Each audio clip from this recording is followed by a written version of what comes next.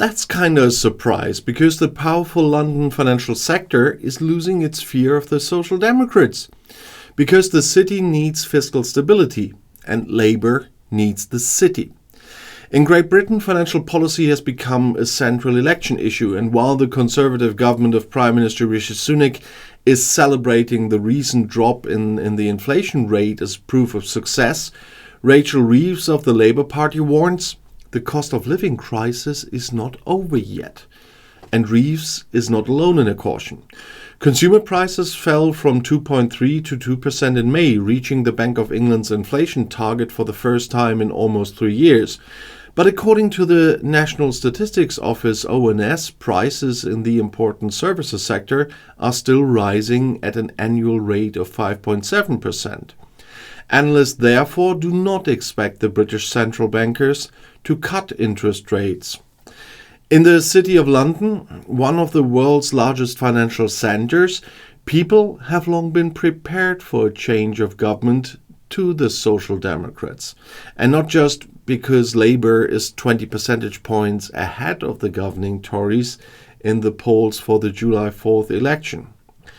Many financial professionals even prefer Labour because they long for stability after the traumatic experiences with the chaotic financial policy under the Tories. Sunak's predecessor Liz Truss had brought Britain to the brink of a financial crisis with daring tax plans, or lunatic tax plans. Stability is change, promises Reeves, who is to become the new finance minister or chancellor of the exchequer in the event of a change of government. And the city is buying this. We believe that the effects of a Labour election victory on the markets will be net positive, says an analysis by the major bank JP Morgan. Labour is pursuing a centrist policy that could help overcome the current paralysis. Labour has been helped by the fact that the party is adopting the Tories' fiscal rule and wants to reduce national debt from the current level of around 100% of gross domestic product in the 5th year after taking office. Economists fear, however, that neither the Conservatives nor Labour will be able to stick to this. No matter which of the major parties forms the next government, it will have to cut spending or raise taxes, warns Paul Johnson, the director of the Independent Institute of Fiscal Studies. Otherwise, the budget targets will be missed. Labour has been trying for months to allay residual fears in the City of London of an impending change of power.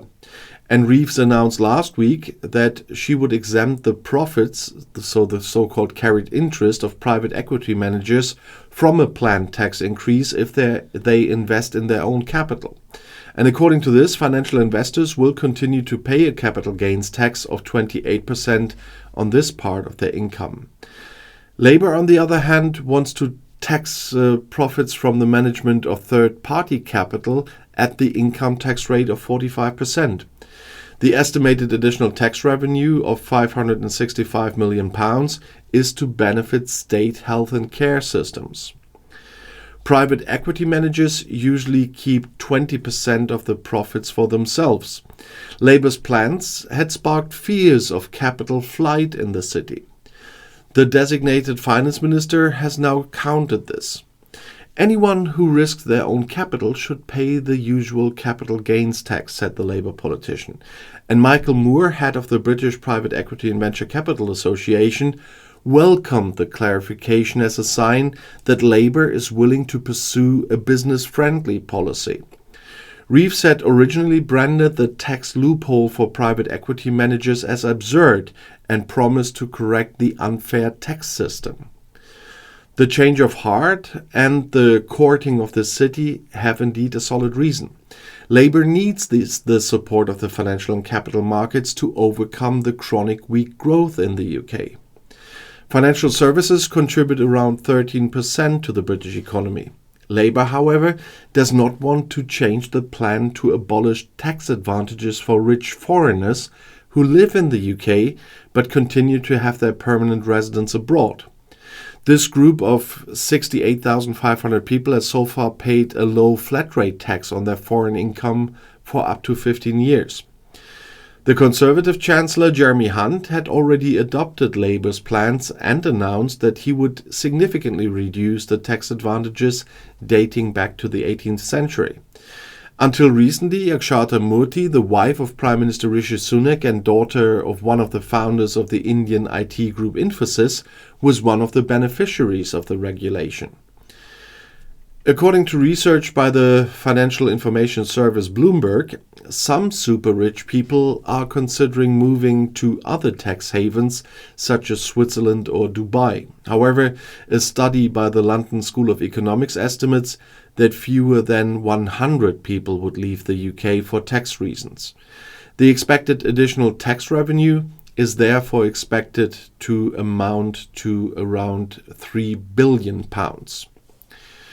Two British examples also show that billionaires do not necessarily fear a Labour government. The entrepreneur Jim Ratcliffe, founder of the chemical empire Ineos, supports a change of government, as does the businessman John Caldwell, who has made a billion-dollar fortune in the telecoms industry. I've met Labour leader Keir Starmer a few times and I like him. I think he'll do a very reasonable job, is what Ratcliffe said in an interview.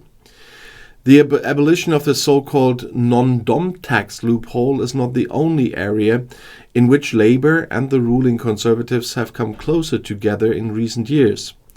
Reeves has also adopted the Tories' Edinburgh reforms, with which the incumbent Finance Minister Hunt wants to give London, as a financial centre, a boost in the international competition for so-called IPOs.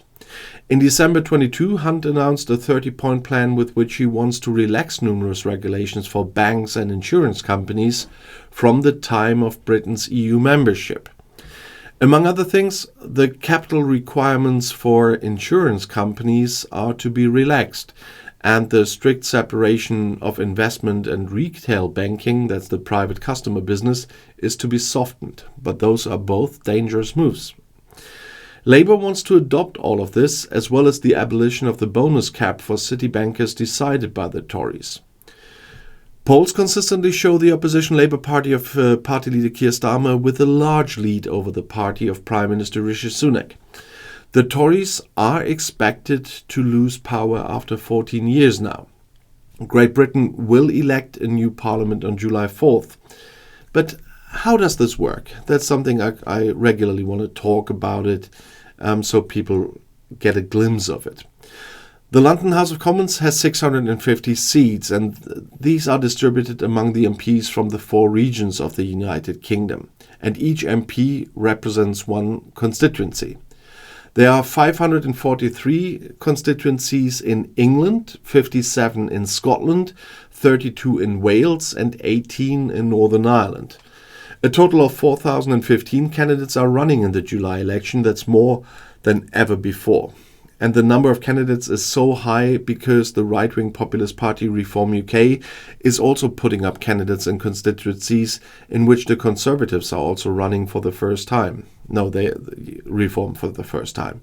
And the Greens have also nominated more candidates. The Tories are fielding the most candidates. They are fielding candidates in 635 constituencies, Labour in 631, and the Liberal Democrats have even fielded the same number.